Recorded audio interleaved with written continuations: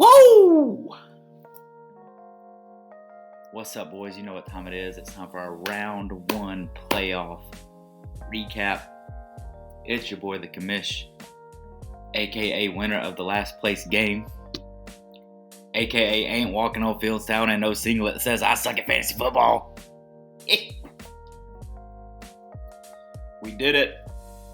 We'll cover it. The Trevor Lawrence jersey's on the way. Just kidding. But thank you, Trevor Lawrence, for your services, Mr. Sunshine. Thank you, Amon-Ra St. Brown. I told y'all not to let me in the playoffs. You didn't. We'll look at my score, and I'll prove why I told you not to let me in the playoffs. Nevertheless, we got our round one playoffs completed. Our semifinals are set. First up, a name that was derived in the middle of all of these games going on at once. We had our watch party Sunday. It was incredible. I was there at Buffalo Wild Wings. I had all 5 games up at the same time. Saints, Panthers, Colts, whoever, Packers. I forget who they played. Rams, Lions, whoever else it was. All up at the same time. It was so sick.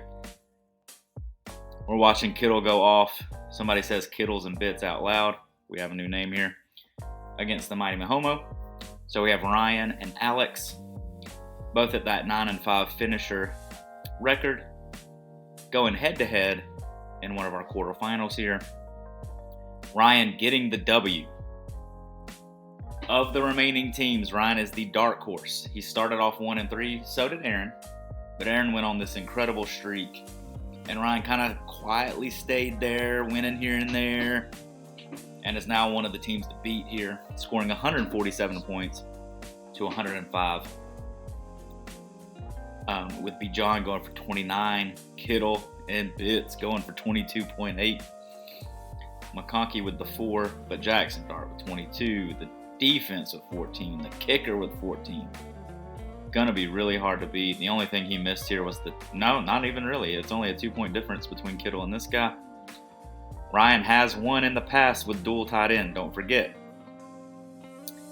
Godwin 14, and then the best call ever was rolling with Jackson Dart over Mr. Herbert here to pull off this W. Let's see what happened to Alex. Jalen 22 and Christian McCaffrey, even though he scored 15.7 points. This is quite disappointing for the stud running back. He was projected 26.11, so he actually busts for 11 less than he was supposed to score. We got the Debo going for 7, the AJ going for 12. We kind of said this in our preview. These two guys, they can go off, but when they don't, they don't. Mitchell for 17. Warren at 4, Watson at 5, Giants D at 5, and McLaughlin coming in at 11. So just not enough from his major players here. Highly unfortunate for Alex, but I do want to call out, if I do sort of like a season award video, you are going to be the turnaround player of the year. From last place last year to fighting for that playoff win and actually being number 1 most of the year. Sorry, I got a cruise cough. Quite the incredible turnaround. Can't wait to see what you do next year, because you ain't doing it this year. Ryan moves on to the semifinals to play for a chance in that final round, week 17.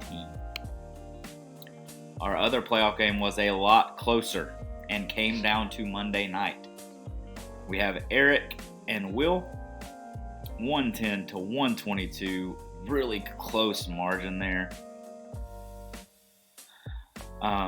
So what happened was it came down to Monday. Eric was at 110. I think Will was something like 102, 103, something like that. With only Achane remaining. Achane does go for 18.7, giving Will that win. Was pretty exciting to watch. Something to call out for Will is his quarterback situation. He's got a lot of studs, Jared Goff, Lamar Jackson, and Burrow.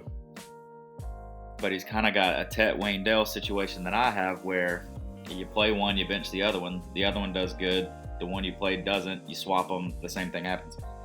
So we'll see what he does going forward in this semifinal matchup. But the big story, Cook going for 31. Pretty insane there. Zay finally coming back around. Achane kind of underperforming, to be honest. And then the Eagles D going for 16 is pretty crazy. So a solid win. Just a couple of things to point out for Eric is that the Cowboys as a whole did him pretty wrong. Ferguson with 3 and the defense for 1. Hard to win when that happens. ETN did go for 31.5, which is insane. Let's see if he could have done anything else. Oh my gosh.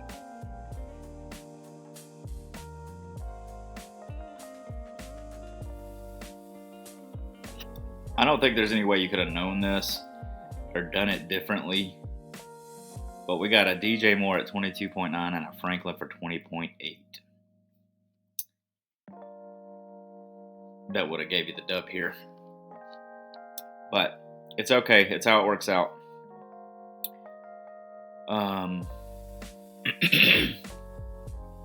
Good showing from both these guys. Appreciate y'all playing here till the end.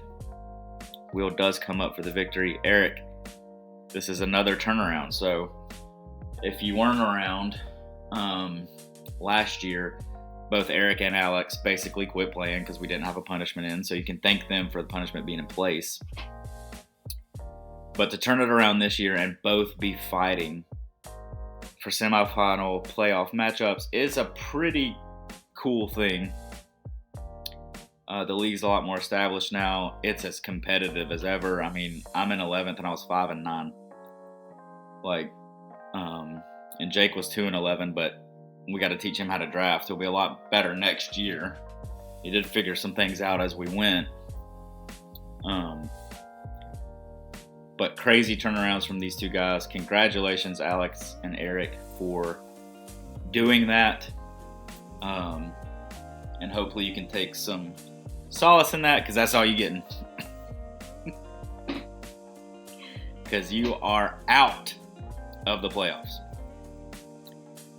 And really the final game we're going to cover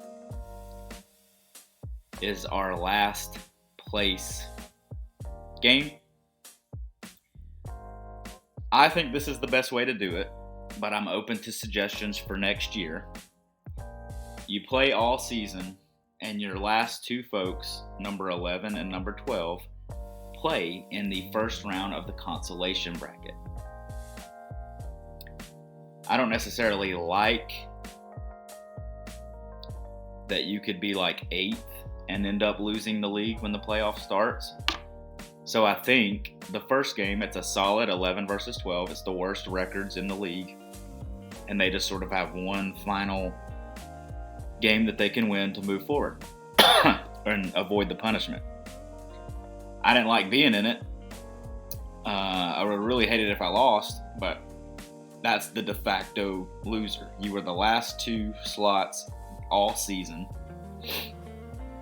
and you get the opportunity to just win one game and get out of it. I think it's fair. But you do end up with a 2-12 record versus a 5-9 record. We've covered my falls here. I'm here for a reason. But I do get out the win, and not only do I win, I put it on it. 161.4 to 111.16. The big stories for me are having two of the top 3 scorers on the same team.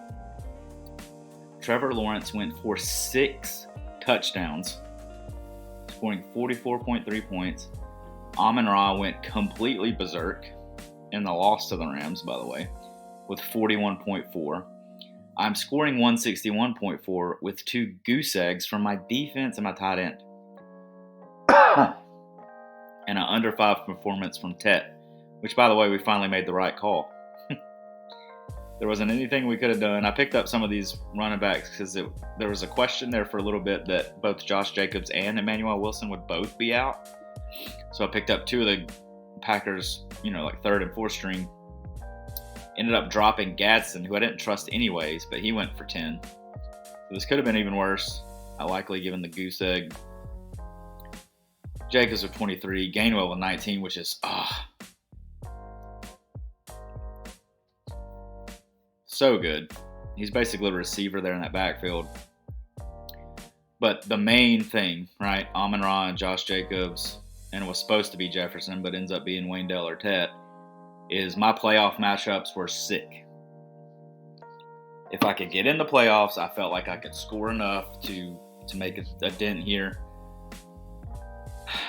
There's no way I could have predicted Trevor Lawrence, but I had to play him because he's who I had, and then Daniel Jones and obviously Jaden Daniels are out. So I get the 161.4, and just throwing it out there, you're going to think it's obnoxious. I don't really care. I'm going to do it every week as long as it happens. Outscored everyone in the playoffs that was playing, and even one of the bye week guys. The only person I didn't outscore was our number 1 seed, Aaron, who I would not have been playing anyways. Just throwing it out there. 161.4 versus 111. What happened here for him is just a couple of just mid performances. He did have McCarthy on the bench with a 12-point swing there, but would not have made a difference. Woody Marks, I think, left at halftime. Travion went off at 30. Jawan Jennings did really good, 18.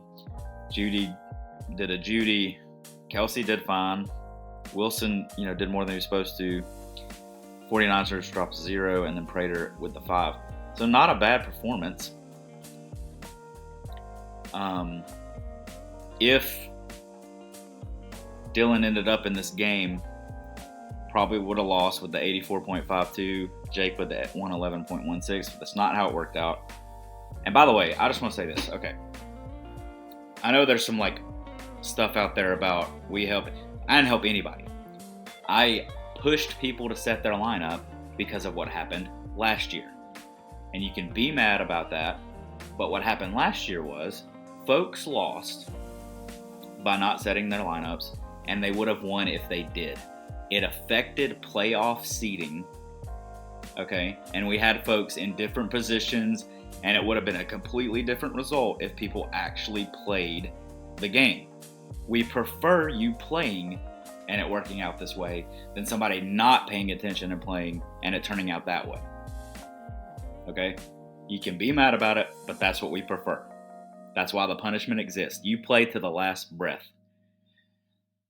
And it's actually why some punishments don't take place till after the consolation bracket, because they want you playing the entire time. We had folks not even come to the watch party. I'm like, you didn't even say anything. Anyways.